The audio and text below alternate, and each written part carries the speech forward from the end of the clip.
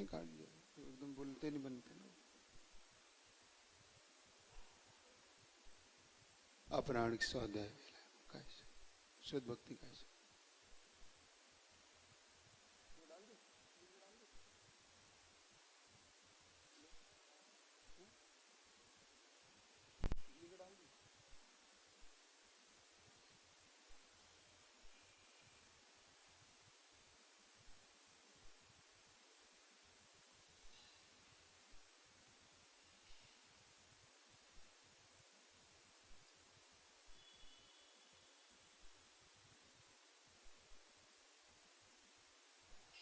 ओकारं बिंदु संयुक्तं नित्यं ध्यायन्ति योगिनः कामदं मोक्षदं चैव ओंकाराय नमो नमः। अविरल शब्द घनोग प्रक्षालित सकल भूतल कलंकः मुनिभिरूपास्ते तीर्था सरस्वती हरतो न दुरितम् अज्ञानतिमिरान्धानां ज्ञानाञ्जनशलाकया चक्षुरुन्मीलितं येन तस्मै श्रीगुरुवे नमः।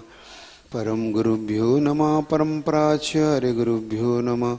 सकल कलेश विध्वंसकं शेषां परिवर्धकं धर्म संबंधकं भव्य जीवमन प्रतिबोधकारकमिदं शास्त्रं श्री इष्टोपदेशनामधेयम् अस्य मूलग्रन्थकर्तार श्री सर्वज्ञदेवा तदुत्तरग्रन्थकर्तार श्री गणधरदेवाः पतिगणधरदेवाः तेषां वचोनुसारमासाद श्रीमदाचार्यप्रवर्षि पूज्यपाद देवैर्विरचितं मंगलम भगवान वीरो मंगलम गौतमो गणि मंगलम कुंदकुंदाद्यो जीन धर्मोस्तु मंगलम सर्वमंगलमांगल्यं सर्वकल्याणकारकं प्रदानं सर्वधर्माणां जीनं जयतु शाश्वतं कोटिशतं द्वादश्चैव कोट्यो लक्षाणि सिद्धीर्घानि चैव पंचाशदष्टौ च सहस्रसंख्या मे चित्ततं पंचपदं नमामि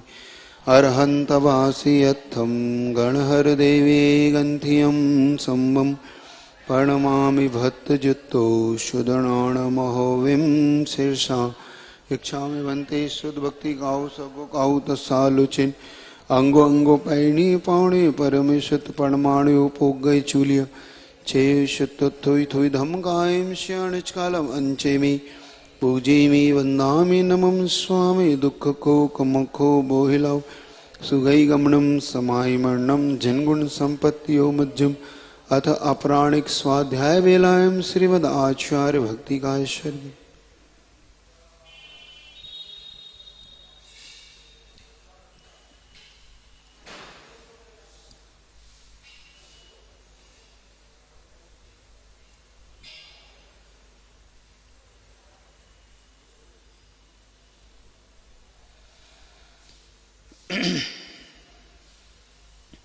सृजलधिपारिगेभ्यः स्वपरमति विभावना पटुमतिभ्यः सुचरिततपोनिधिभ्यो नमो गुरुभ्यो गुणगुरुभ्यो छत्तीसगुणसमज्ञे पञ्चव्याचारकरणसन्दर्शि शिष्यानुग्रहकुशले धम्मायिरे सदा वन्दे गुरुभक्तिसंयमेन तरन्ति संसाय सायरं घोरं छिन्नति अट्टगमं जन्ममरणं न पावन्ति ये नित्यं वतमन्त्रहोमनिरता ध्यानाग्निहोत्राकुला षट्कर्माभिरपास्तपोधनधना साधुक्रिया साधव शीलप्रावर्णा गुणपर्णा चन्द्रार्जते ज्योतिका मोक्षद्वारकपाटपाटन्भटा प्रीणन्तु मां साधव गुरुवापान्तु नो नित्यं ज्ञानदर्शनायिका चारित्राणो गम्भीरा मोक्षमार्गोपदेशका इच्छामि भन्ति आर्यभक्तिकौ सुगुकौ दुःसौलुचिं समनाण समदर्शन समचर्युत्ताणं पञ्चव्याचारणम् आयर्याणम् आयरादिसुदनाणोदेश्याणम् उज्जयनं तेरगुणपालर्याणं सवुसावणं स्याणिचकालम् अंचेमी पूजेमी वंदामि नमं स्वामी दुख को कमुको बोइलाओ सुगी गमनम समाई मरणम जिनगुण संपत्ति हो मध्यम। अतः निकालिए मंगलाचरण। यस्य स्वयं स्वभावाप्ति रभावे कृष्ण कर्मणः तस्मै संज्ञान रूपाय नमोस्तु परमात्मने। कल अपन ने गाथा में समझा किस प्रकार से जीव अलग अलग गतियों से, अलग अलग योनियों से आके यहाँ पर आकर एकत्रित होता है और उन्हें अपना संबंधी, अपना मित्र, अपना भाई मानता है। उसी में से कुछ जीवों को अपना शत्रु मान लेता है। पुनः ये जीव आयु कर्म पूर्ण होने पर अपने पुण्य पाप के अनुसार सुख दुख को भोगकर अन्य अन्य गतियों में चला जाता है।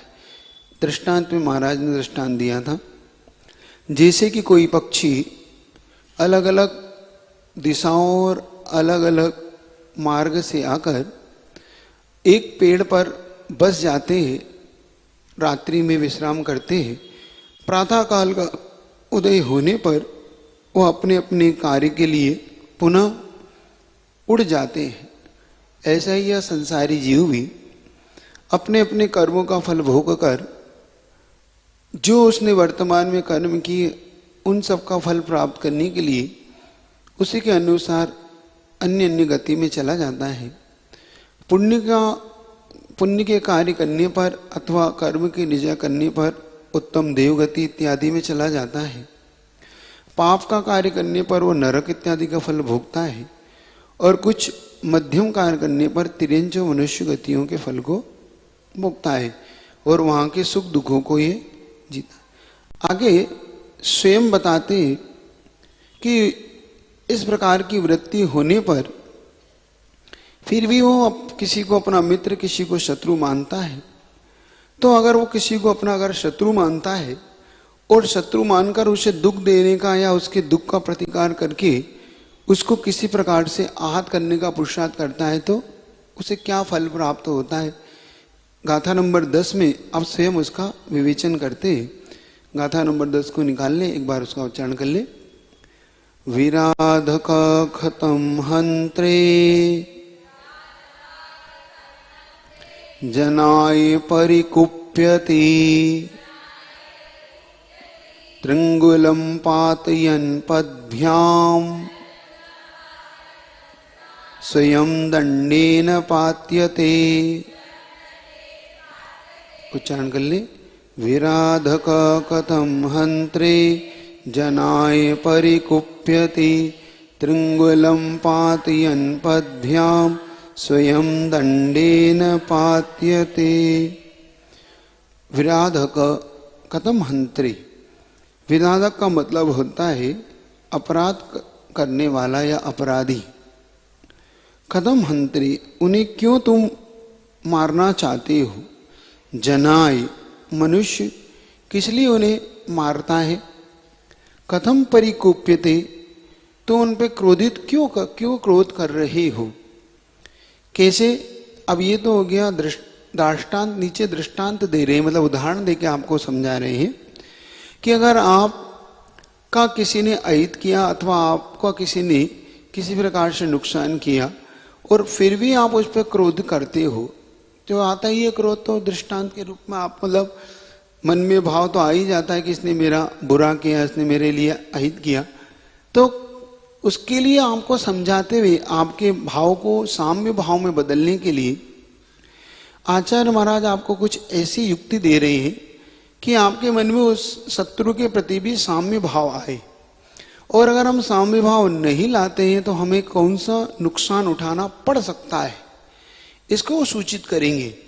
क्योंकि ये एक अध्यात्मनिष्ठ ग्रंथ होने के साथ साथ एक शिक्षाप्रद ग्रंथ भी है। हमें अध्यात्म की ओर ही खींचता है, क्योंकि हमें अध्यात्म की ओर तब खींचेंगे हम जब हम उसके लाभ हानि को जान लेंगे कि हमें कौन सा कार्य करने से हानि है और कौन सा कार्य करने से लाभ है। तो एक प्रकार से आचार्य महाराज हमें हानि को भी दर्शाते हैं कि अगर आप हानि अपनी स्वयं की हानि कर लोगे अगर आपने सचेत नहीं हुए तो।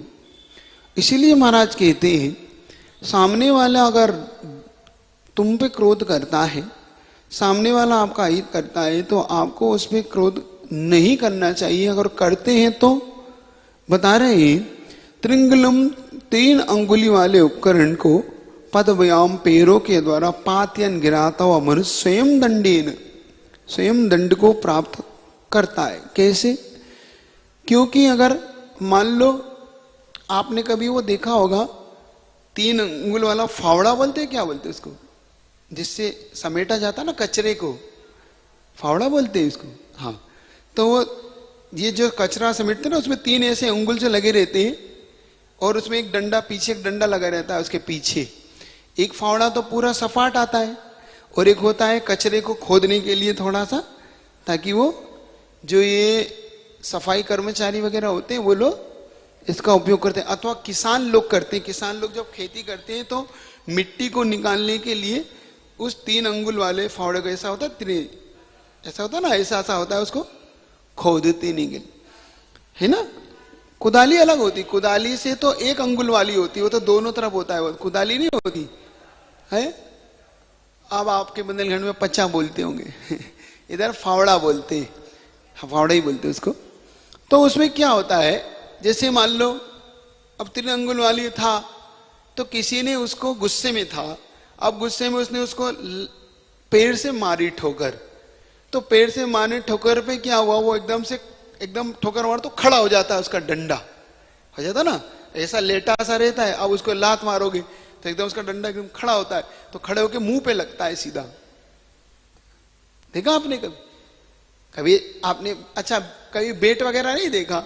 बेट के आगे मान लो कभी ऐसा एल शेप बना हो उसका, अब मान लो उसके इस शेप पे लात मारोगे तो अपने आप उधर से वो खड़ा होगा ना, होगा कि नहीं होगा, है ना, होता है ना कभी कभी। अब वो खड़ा करोगे तो अपने आप ही उसका मुंह पे या अपने पैर हाथ में लगेगी। तो वो कह रहे हैं अगर तुम मान लो उस डंडे, उस फावड़े को दंड देने के लिए तुमने अचानक पैर से ठोकर मारी तो आपके पैर में ही चोट पहुंचेगी, अथवा उसके डंडा जो है वो आपको ही पैरों को नुकसान पहुंचा देगा।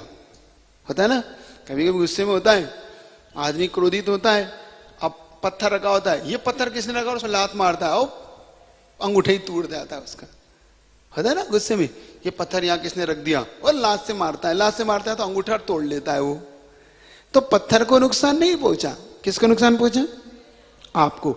ऐसे ही आप सामने वाले को अगर नुकसान पहुंचाना चाहते हो तो आपको भी नुकसान पहुंचेगा। कहावत है, जो दूसरे के लिए गड्ढा खोदता है उसे स्वयं गिरना पड़ता है। इसका मतलब क्या है? इसका मतलब ये है जब आप गड्ढा खोदने वाला गड्ढा खोदता है तो क्या करता है, उस जैसा धरती को गहरा करता है, तो जैसे जैसे धरती गहरी होती जाती है उसे गड्ढे में उतरना पड़ता है, तभी तो गड्ढा खुदता है। जैसे गड्ढे को आप 10 हाथ खोदना चाहते हो तो 3 हाथ गड्ढा खोदने का 3 हाथ आपको उतरना पड़ता है ना, तभी अंदर से और गहरा करोगे। तो उस कहावत में उन्होंने कहा जिसके लिए आप गड्ढा खोद रहे थे वो तो बाद में गिरेगा, पहले आप गिर गए उस गड्ढे में, तभी तो आप गड्ढा खोद पाए। ऐसे ही जो दूसरों को नुकसान पहुंचाना चाहता है उसे स्वयं पहले नुकसान उठाना पड़ता है। यही महाराज यहां पर उदाहरण दे रहे हैं, कभी दूसरे के लिए आप गड्ढा मत खोदो, क्योंकि अगर आप अपकार करने वाले मनुष्य को मारने के लिए क्रोध करते हो तो उसी प्रकार से आपका क्रोध आपको स्वयं नुकसान पहुंचा देगा। जैसे आपने 3 अंगुल वाले किसी फावड़े को लात मारी तो उसको नुकसान पहुंचे न पहुंचे, आपके पैर को तो चोटीला वो कर ही देगा। ये दृष्टांत महाराज ने दिया। तो अपकार करने वाला स्वयं दूसरे पर अपकार करते हुए स्वयं को भी फल भोगना पड़ता है। अब आचार्य महाराज आपको अपन सबके लिए एक दृष्टि प्रदान कर रहे हैं कि आप स्वयं किसी का बुरा मत करो, बुरा करने से आपका बुरा होगा, क्योंकि आप जगह जगह से आके मिले हो। देखो इसकी लिंक मतलब एक दूसरे से जुड़ी गाथाएं हैं। 7वीं गाथा में उन्होंने कहा हमारा ज्ञान मोह से ढका होने के कारण हम भेद नहीं कर पाते कि हमारा स्वभाव क्या है, विभाव क्या है।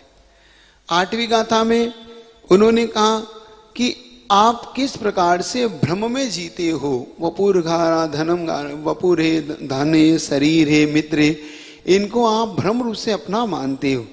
फिर उन्होंने कहा ये सब अपने अपने पुण्य पाप के अनुसार आपको अन्य अन्य गतियों में आके यहाँ मिलता है, अन्य अन्य देश से जैसे पक्षी आते।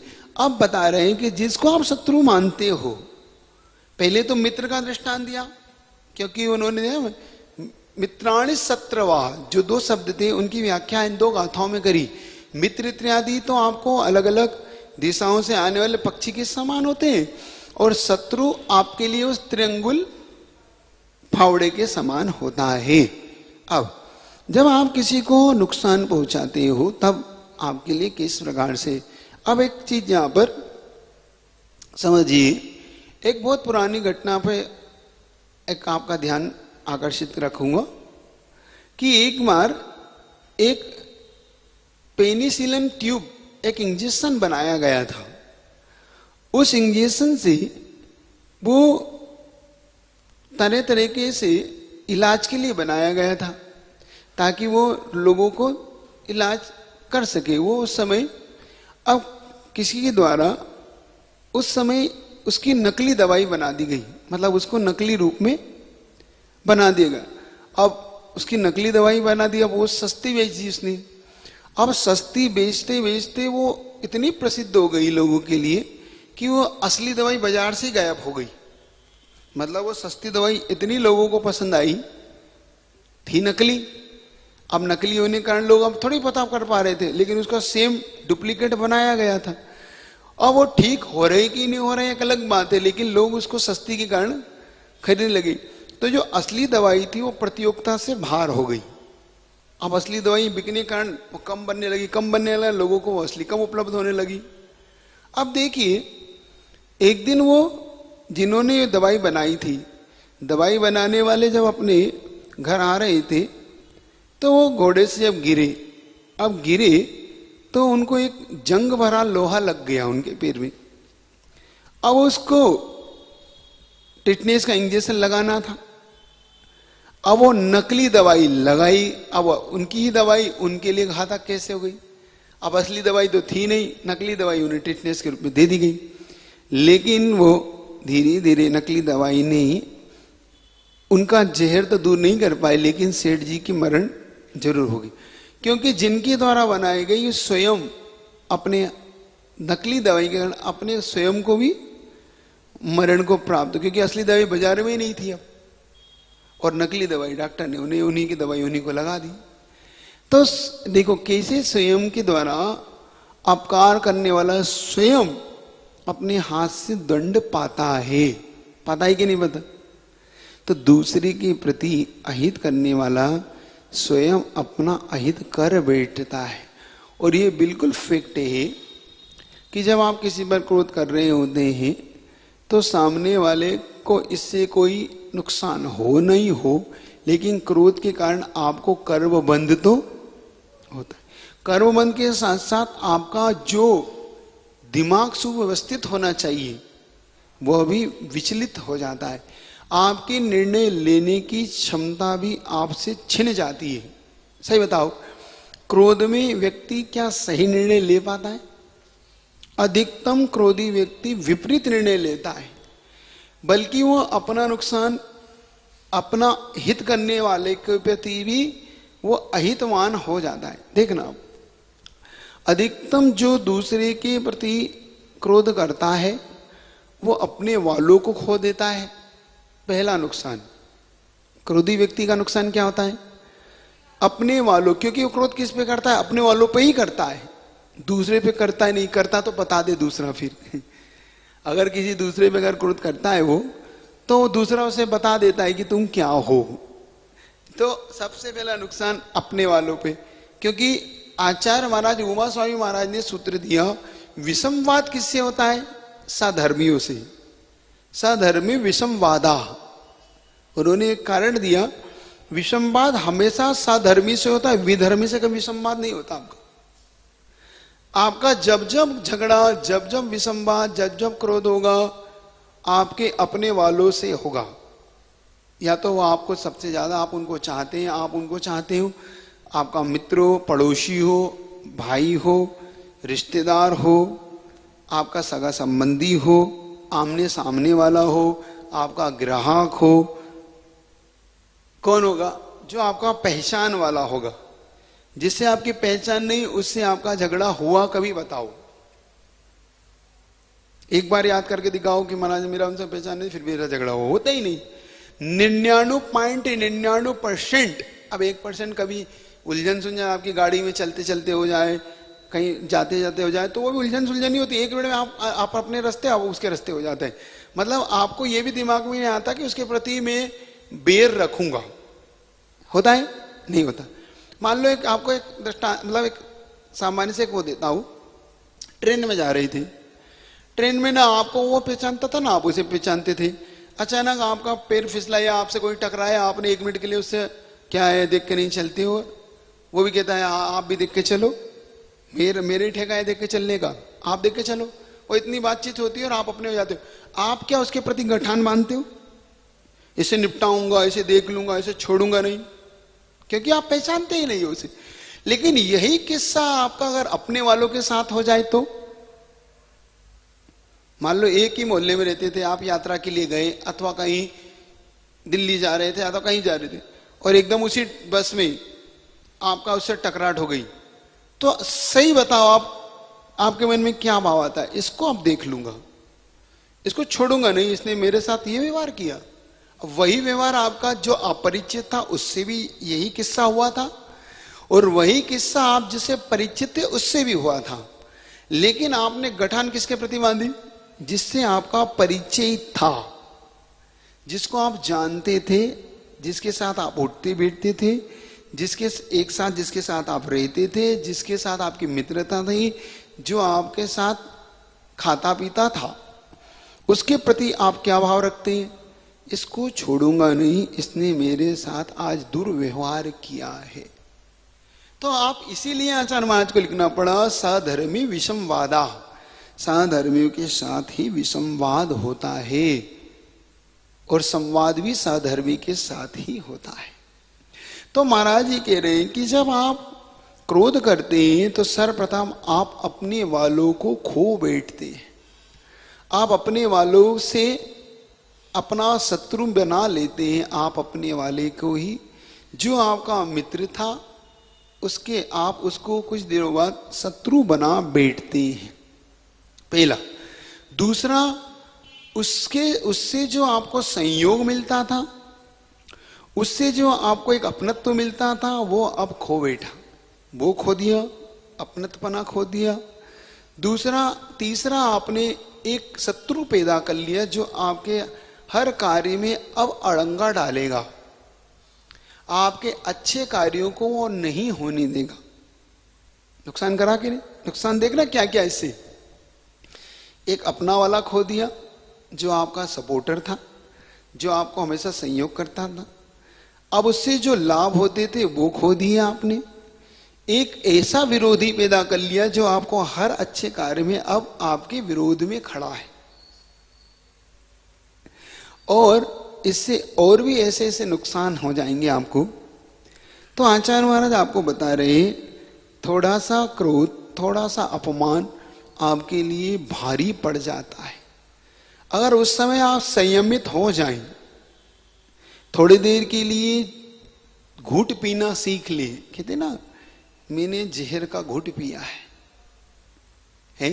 किसी ने एक बहुत अच्छी से वो कहा, मरने के लिए थोड़ा सा जहर काफी है, मरने के लिए थोड़ा सा जहर काफी है, जीने के लिए बहुत जहर पीना पड़ता है।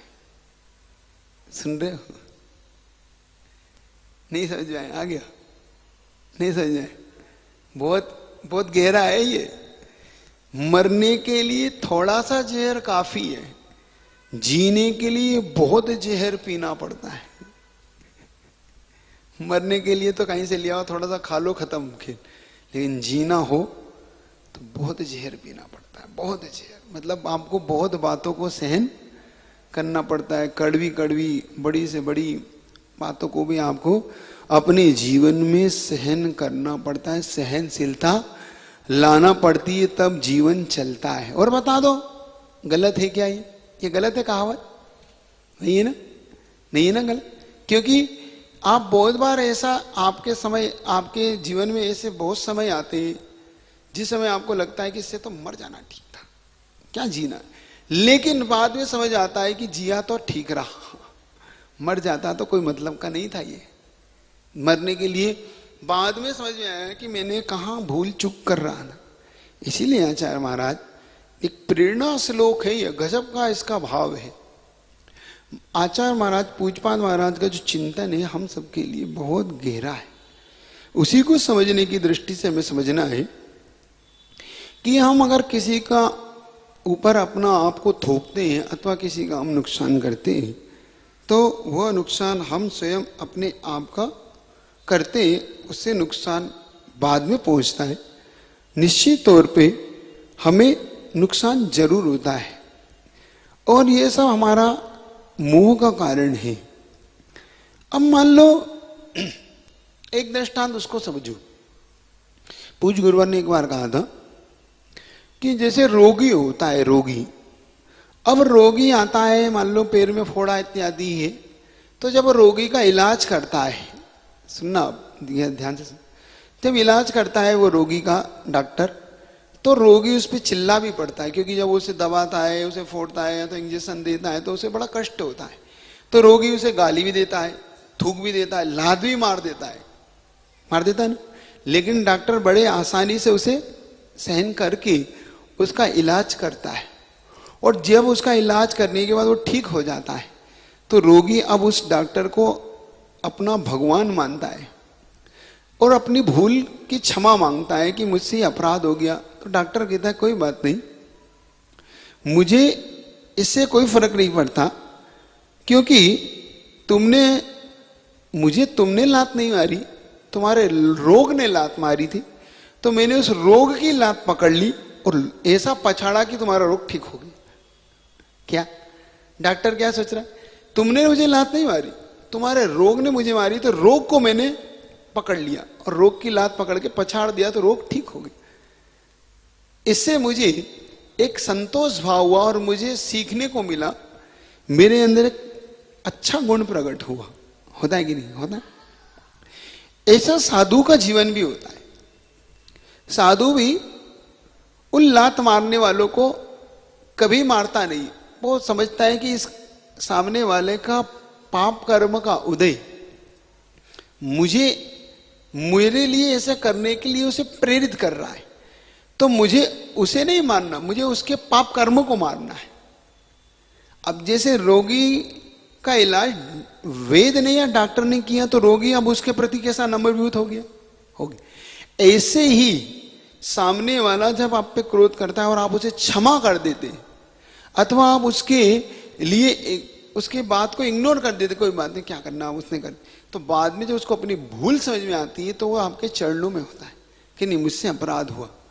एक बहुत अच्छा संस्मरण है आचार्य शांति सागर महाराज का, कि आचार्य शांति सागर जी महाराज एक जगह विहार कर रहे थे, तो विहार करते करते वहां के नगर में कुछ ऐसे भी अन्य दर्शन के लोग थे जो उन्हें पसंद नहीं करते थे, दिगंबर बुद्धरा को। तो उन लोगों ने योजना बनाई कि आज जो ये दिगंबर साधु है इसको हमें छोड़ना है, इसको आज हम पीटेंगे, मारेंगे, इसकी अवहेलना करेंगे, इसको आज हम दंड देंगे, इसको हम सताएंगे ताकि अगली बार कोई यहाँ साधु आए ना। वहां दिगंबर अब समाज भी थी, तो समाज वाले आहारचर्या इत्यादि करा के अपने अपने भोजन इत्यादि करके अपने अपने कार्य में लग गए।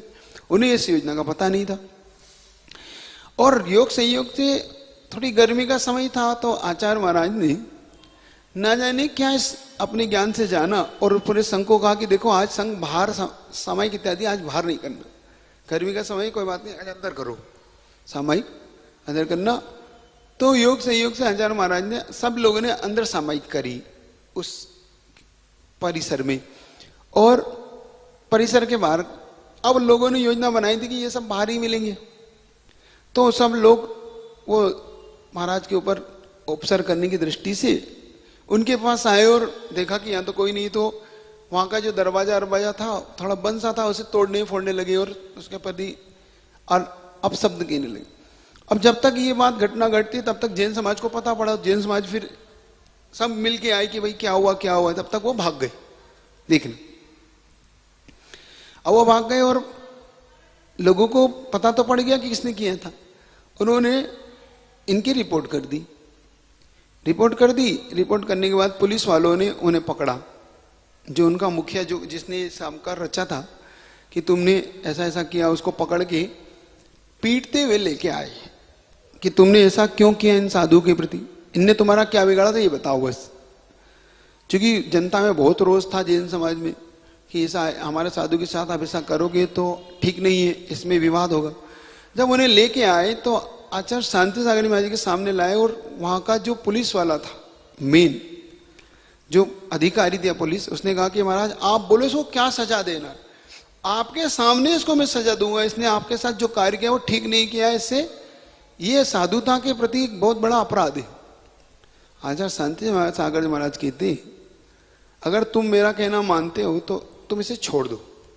क्या लोगों को उम्मीद थी कि आचार्य शांति महाराज कहेंगे इसको दंड दो क्योंकि इसने ठीक नहीं किया, और उस स्वयं को थी कि आज तो मैं बहुत दंडित हूंगा, इसने आज ये बाबा मुझे बहुत दंड दिलवाएगा क्योंकि इनके प्रति मैंने अपराध किया। और यहाँ अपराध किया कि तलवारें लेके आए थे वो, डंडे तलवार, मतलब उनकी पूरी योजना थी कि इन्हें पीटते पीटते अगर मर भी जाए तो हमें कोई दिक्कत नहीं, इन्हें मार देना है। इतना बड़ा उनने अपराध करने का भाव कर लिया था। और जब उन्हें इतना बड़ा अपराध करने का भाव कर लिया था तब भी आचार्य शांति सागर जी महाराज ने एक ही बात कही, इसे छोड़ दो, इसे क्षमा कर दो, कोई बात नहीं, इसने अपने पाप कर्म को उदय में किया, इसे छोड़ दो। जब इस बात को उस व्यक्ति ने सुना तो पुलिस वाले कहते कि नहीं महाराज ऐसा नहीं हो सकता, हम इन्हें छोड़ने वाले नहीं हैं। तो महाराज ने कहा अगर तुमने नहीं छोड़ा तो मैं कल से अन्न जल का त्याग कर दूंगा। कितनी बड़ी उन्होंने घोषणा की कि अगर तुमने इन्हें नहीं छोड़ा तो कल से मेरा अन्न जल का त्याग हो जाएगा, इसे कोई दंड देने की जरूरत नहीं। जब इस बात को उसने सुना कि एक जिस साधु के प्रति में इतना घोर उपसर्ग करने का भाव रखता था, वो साधु भी मेरे लिए क्षमा प्रदान करने का भाव रखता है, तो जे पुलिस वालों को मजबूरी में उसे छोड़ना पड़ा कि ठीक है अगर आप नहीं मान रहे हो तो जिन समझने का कोई बात नहीं भैया, हम शांति सागर महाराज को सारी समाज जानती थी कि उनका संकल्प दृढ़ है और उन्होंने कह दिया तो ये होगा।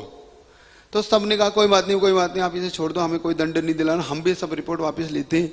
पुलिस वाले ने कहा कि ठीक है अगर आप लोग ही चाहते हो तो मैं छोड़ देता हूँ। जैसे ही छोड़ा वो व्यक्ति तुरंत शांति सागर जी महाराज के चरणों में गिर पड़ा और गिर के क्षमा मांगता है कि मैं आज तक आपको मैं ऐसा मानता था, लेकिन आप लोग धन्य हो कि मेरे इतने बड़े कुकृत्य के, मेरे इतना बड़ा अपराध होने पर भी आपने मुझे इतनी सहजता से इस चुंगल से निकाल दिया। आपसे बड़ा कोई दयावान और आपसे बड़ा कोई मुझे नहीं मिल सकता, मैं आपके चरणों में क्षमा मांगता हूं।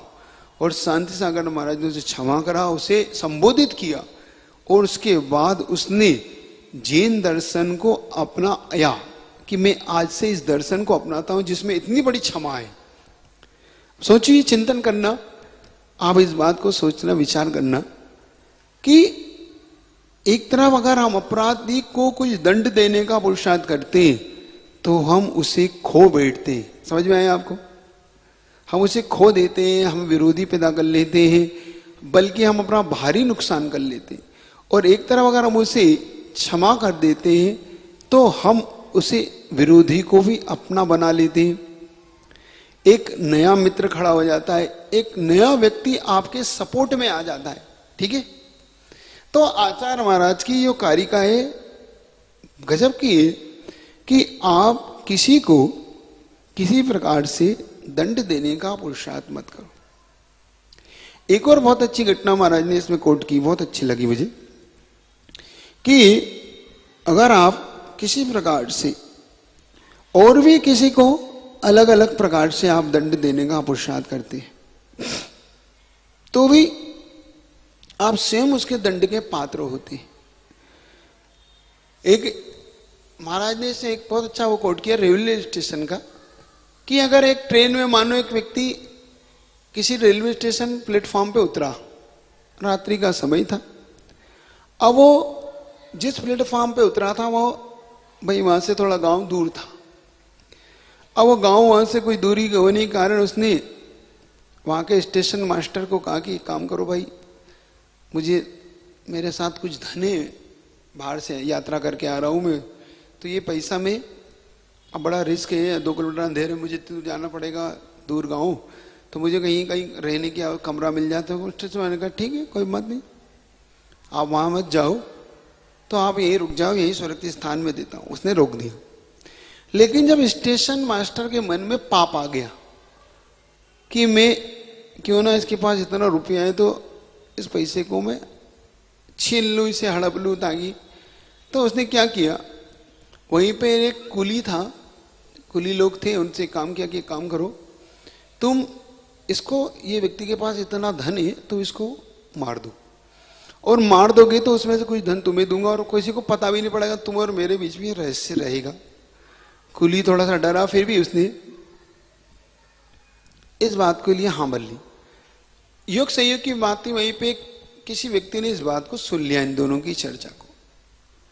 अब उस चर्चा को सुनने के बाद उसने सीधा जाकर उस व्यक्ति को कहा कि देखो अगर तुम अपनी जान बचाना चाहते हो तो तुरंत यहां से निकल जाओ, क्योंकि तुम यहां पे सुरक्षित नहीं हो, तुम्हारे पूरे मारने की योजना धन के कारण, तुम्हारे पास जो धन है तो इसलिए तुम्हें मारने की पूरी योजना यहां पे बना ली गई। अब वो क्या करे, और सीधा वहां से वो अंधेरे में चुपचाप निकल जाता है। योग संयोग की बात थी कि जो स्टेशन मास्टर का पुत्र था, वो स्टेशन मास्टर का पुत्र उसी रात पिक्चर देखने गया था। अब पिक्चर देखने के बाद वो लेट हो गया। लेट हुआ था, उसने सोचा कि आज यहीं रुक जाओ, पिताजी भी यही है स्टेशन पे है, तो अब घर इतना दूर है तो अब जाने का कोई मतलब नहीं है। तो जो व्यक्ति वहां, जिस व्यक्ति को स्टेशन में सुलाया था, उसी कमरे में वो सो गया जाके। जब वो वहां जाके सो गया तो जिस कुली को स्टेशन मास्टर ने कहा था कि इसको मार देना, उसे पता नहीं था कि मेरा बेटा वहां जाके सो गया, क्योंकि उसने चुपचाप जाके रात्रि में सो गया। उसने कहा कि पिताजी से बताऊंगा तो वो अभी नाराज होंगे। जब वो वहां सो गया तो जो कुली जिस मारने के लिए गया था उसने उसके बेटे का मर्डर कर दिया। देखो, जिस व्यक्ति को जो दूसरे के लिए अहित करना चाहता था, उसके स्वयं के बेटे का अहित हो जाता है। अब जब स्टेशन मास्टर ने सुबह जाके देखा तो उसका स्वयं का बेटा मरा हुआ पड़ा था, और स्टेशन मास्टर जब देखता है कि मेरे ही बेटे का मरण हो गया, तब उसे समझ में आया कि मैं जिसका अहित करना चाहता था उसका अहित नहीं हो कि जब मैं जिसका अहित करने की मतलब मेरे स्वयं के ही बेटे का अहित हो गया। आपने वो घटना पढ़ी होगी जिसमें जो धीवर था, जो मर के बाद में एक सृष्टि का जन्म लेता है, और दूसरा श्रेष्ठी उसको मारने के लिए बार बार पुरुषार्थ करता है, तो उसकी पुत्री से उसकी शादी हो जाती है। ध्यान आ गया? आ गया ध्यान में? धीवर की कथा याद आ गई? मृक्षसेन धीवर आ गया? आप तो कथा था। जब वो 5 बार उसे मारने का पुरुषार्थ करता है, तो जब अपनी बेटी को से उसकी शादी हो जाती है, तो अपनी बेटी के लिए वो उस अपने ही जमाई बोलते ना, है ना, तो उसके लिए जहर के लड्डू बनाता और योग से बेटी उसे ही दे देती और वो स्वयं मर जाता है। तो जो दूसरे के लिए अहित करना चाहता है, स्वयं उसका अहित हो जाता है। इसलिए एक बात ध्यान रखो, हमेशा दूसरे का अहित करने का विचार त्याग कर स्वयं अपना हित करने का पुरुषार्थ करना चाहिए। इसकी हिंदी कर ले, आचार्य महाराज की हिंदी करिएगा।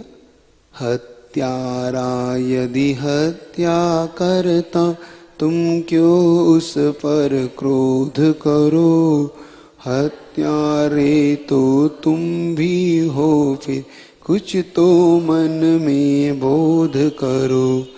त्रिंगुल को निज पैरों से जो कोई मानव गिरा रहा, उसी समय पर उसी दंड से स्वयं धरा पर गिरा आहा। अब तो समझ में आ गया हिंदी? आपको हिंदी समझ में आ गई अब तो? आचार्य महाराज स्वयं कह रहे हैं कि आप भी तो किसी के हत्यारे हो, आप उस पर क्रोध कर रहे तो ये आपकी हत्या क्यों कर रहा है? आप भी तो किसी की हत्या कर रहे हो। ये स्वयं आचार्य महाराज आपके लिए कह रहे। तो इस प्रकार से इष्टोपदेश की आज ये 10वीं गाथा हुई। एक अगली गाथा का उच्चारण एक बार कर ले, ताकि आप कल जब पढ़ के आओ तो आपके लिए। तब आचार्य महाराज से प्रश्न करते हैं, वो शिष्य प्रश्न करता है कि जिनके प्रति मेरा राग देश अथवा शत्रुता करने का वाला क्या आहित करता है, उसके लिए मेरे लायक नहीं करने लायक भी मैं क्यों करता, उसके लिए बता रहे मैं क्यों। राग देश द्वयोर्दीर्घ नेत्राकर्षण कर्मणा अज्ञानासुचिरं जीव संसाराब्दो भ्रमत्यशो। उच्चारण करो। रागद्वेष द्वयोर्दीर्घ नेत्राकर्षण कर्मणा अज्ञानासुचिरं जीव संसाराब्दो भ्रमत्यशो। अब इसका थोड़ा सा अर्थ है, राग और द्वेष से यह जीव दीर्घ काल तक, जैसे दो डोरियां होती ना, आपने कभी दही मथा हो तो मक्खन निकालने के लिए दही मथते हैं, तो क्या करता है आदमी मक्खन निकालने के लिए? दो डोरियों से उस बिलोनी बोलते हैं उसको, मक्खन बेलते हैं जिससे, उसको बेलने के लिए उसमें दो रस्सी बांधता है, तो एक छोड़ता है एक पकड़ता है, फिर उसको ढीली करता है तो ये कसता है। तो ऐसे ही राग और देश रूपी दो लंबी डोरियों से नेत्राकर्षण मतलब घुमाई जाती है मथानी की तरह, यह संसारी प्राणी भी इस संसार रूपी समुद्र में अज्ञान के कारण संसाराब्दो संसार रूपी समुद्र में भ्रमत्यशो भ्रमण कर रहा है। किसके कारण? राग देश रूपी उस मथानी की रस्सी के समान इस संसार में यह प्राणी भ्रमण कर रहा है। शेष कल करेंगे इसका। आपको सब अब तो ठीक लग रहा है? अब तो कठिन नहीं है, अब तो सरल है ना। धीरे धीरे और सरल आएगा, बहुत आनंद करेगा आपको। ठीक है, चलिए। जिन वाणी के ज्ञान से सूझे लो कालो, सो वाणी मस्तक धरो सदा दे तुलो। हे जिन वाणी भारती तो हे जपु दिन रेन, जो तेरी शरणागत। ठीक 6:15 पे आपके लिए अपन आचार्य महाराज की गाथा को सुनेंगे, और आज पेपर का भी आपको बता देता हूँ।